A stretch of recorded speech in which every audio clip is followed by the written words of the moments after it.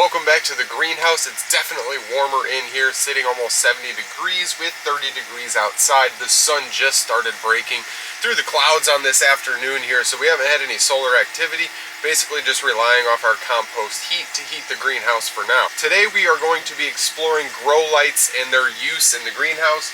Now, as you can see, we set up all of our grow lights and we just finally got all of them plugged in and screwed in. So all we got to do is turn the switch on and check them out. Now, if that sounds interesting, please consider subscribing to the channel. I plan on breaking all this down, and we're going to come out here tonight and finish this video with all of the specs, all the details, and I want to see what this looks like at night. Last winter, this was pretty darn cool. Our greenhouse looked like a spaceship from the house. So I like to break down the energy use and consumption because this is an on-grid source. So we are using electricity. I did spend the money to run the electricity out here as cheaply as I could, but safely, waterproof and everything. So with that electricity source in the greenhouse, we allowed ourselves to power these through the night, but we run them on a timer because we wanted to get the best longevity, to extend the light and give some more red light in the winter time, as the sun is not very warm and it's not got a lot of energy. So we're supplementing here and using the timer to get the best longevity on our grow and not use a ton of electricity while we're doing it. So if that sounds interesting, please consider subscribing. We're gonna get through here. I wanna go check everything out in the greenhouse. We've got our anchor here, and this is just a great repurpose. I got a whole bunch of these little hinges. So I picked up a bunch of those super cheap, just used some heavy gauge wire here, pinned it up. We've got everything plugged in. We've got our timer. It's just 100% on right now. I have to mess with all of the settings, but as you can see, we've got a decent amount of light. So we're going to clean up all of this junk now that we've got our lights up. We've got a radio down here, so a lot of extra growing area, especially with this warm thermal mass. So I expect to see this all looking a little different in the next videos, I'm assuming. Very green, luscious growth in the greenhouse. You can see I kind of knocked a few things over setting up my lights. Those leeks won't mind all that much. They're pretty hardy. So our little perennial bed over here, all types of stuff, some rose hips. Got a ton of new variety of perennial strawberry I got for free, so I don't know what they are. They're just ever-bearing. All of our pineapple strawberries. This perennial bed's really kind of filling up here, but it's very cool to have access to all of that stuff midwinter there. So lots and lots going on in the greenhouse here, always evolving. Some good about 70-degree water. I've been taking measurements every day. It doesn't feel cold at all. That is awesome. Nice warm greenhouse pond here. So now that we've made it to the other end of the greenhouse, you can hear our compost heater. Got her running on a timer. Everything's basically on autopilot. We've just got geothermal running, compost space heater, compost heated water just pulsing there. Not a whole lot of energy. Like I said, that sun just kind of peeking through clouds here. And I did plant all this out. It's kind of dried out, but I can see little sprouts popping up here. So hopefully we have good results. I'm going to come out here and water and wash the walls of our poly down here. But lots of good healthy crops that I want to get some light to. So just coming up on the midpoint here. So I put 2 eye hooks, anchored them nice and tight, and I wired to the 2 closest of the lights there. Now you can see how this kind of stays towards the inner side of the bed. I do want to realign that one down there on our workbench here. So I may take this and move it closer to the center to get these more centered over all these plants. Just to give an idea, I think it'll work pretty well because they're really low. So I'll give some specs of all these lights after we get them turned on here.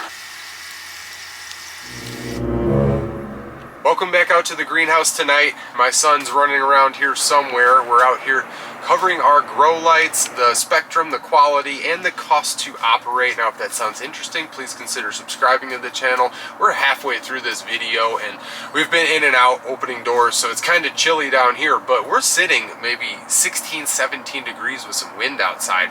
and it's 53, 54 in the greenhouse well before we started a fire. The temperature probably has rose quite a bit. So let's break down these lights. Oh, I got an extra spare bulb that we didn't plug in here. So these lights here, I guess there's wording in there, and it's just numbers, but you can see all those little LED chips. So we spent $90 or so on the 12-foot strand of lights, and we also purchased ourselves a 6-light strand, and I don't remember, it was like half the price of the 12-light one. So what we did was extended our lights all the way down the greenhouse with those 2 together. I didn't need 2 12-light systems. We only have 13 lights running, and that's going to come into play. We're going to break down the cost to use this and cost to operate it, for how long we're going to operate it daily. So almost $100 for some lights. It may be worth it. It's a decent investment, and we also have to pay to operate it, obviously. So with 25 watts per single light bulb here,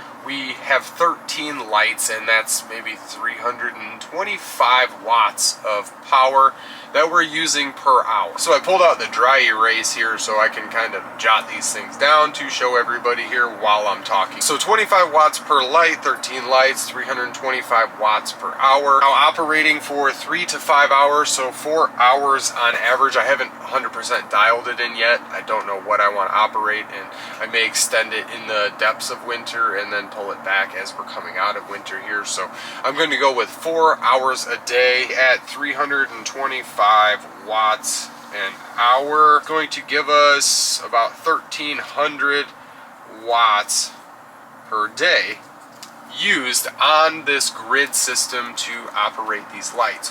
So let's pull this up here as I was jotting.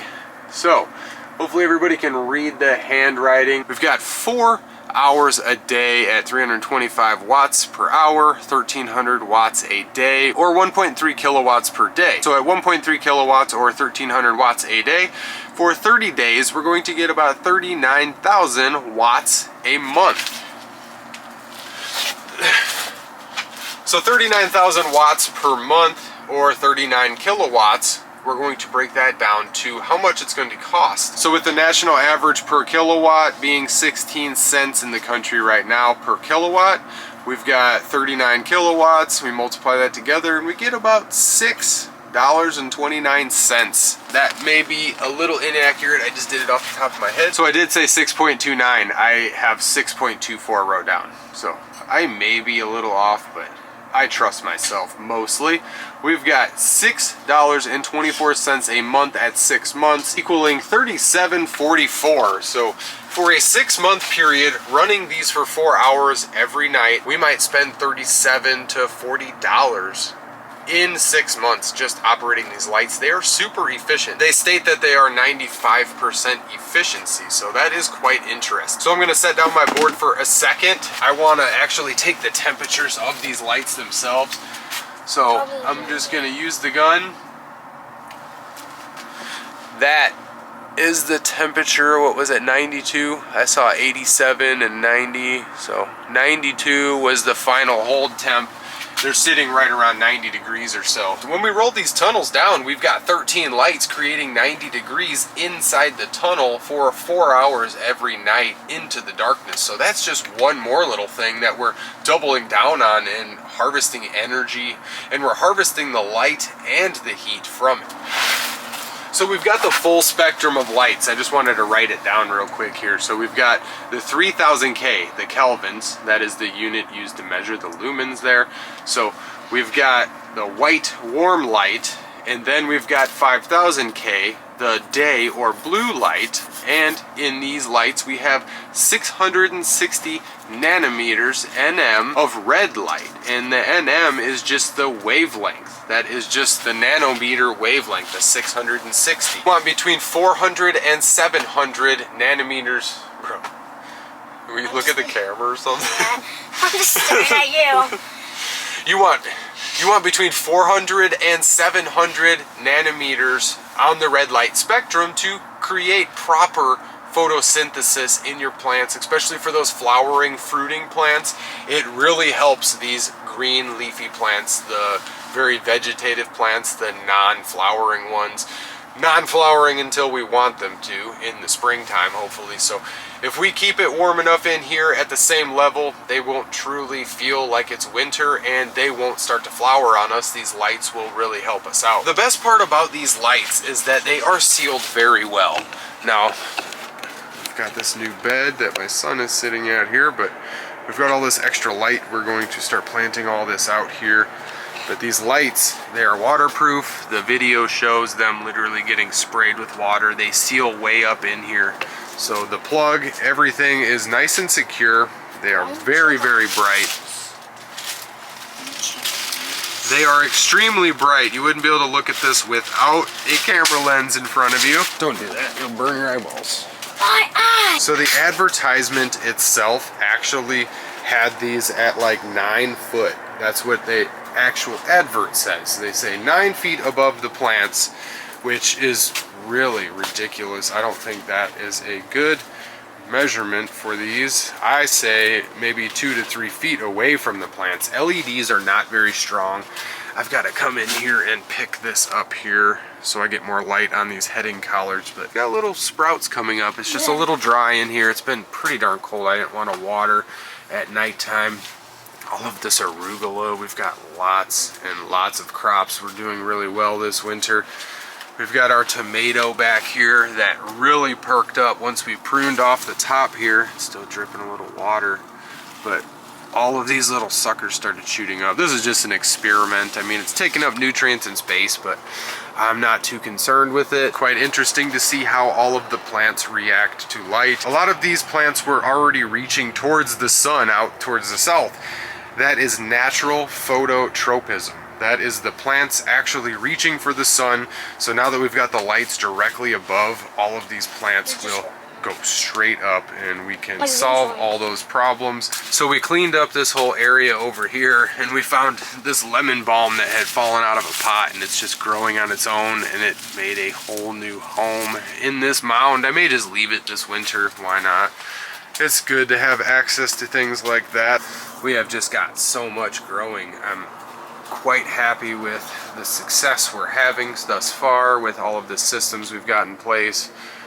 This really brightens up the greenhouse too. All of our perennial beds here, we're just continuing to add to these. Lots and lots of things going on and moving parts all the time.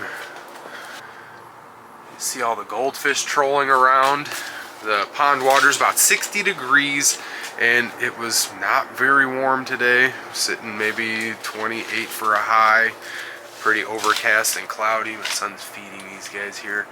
So keeping the pond warm with compost heat, getting a little extra light in here. We've got to get a cover over the greenhouse pond. It is just super cool to watch these fish sometimes. And it's literally freezing outside. Buckets of ice outside the greenhouse. So being able to have all of this protected inside is just the coolest thing. So we're down here where we've got microscopic crops sprouting, and we've had these lights on for a few days. So all of that natural phototropism I was talking about on our plants pretty well naturally recorrected with all of the extra light. So now that we can pull these tunnels down and we've got the cold temperatures here and all of the heating methods set up, we're ready to go. We just got to transplant a little bit more stuff and keep adding all the pieces to the puzzle here. So if anybody's got any questions, drop them in the comments below, and I will see you guys in the next one.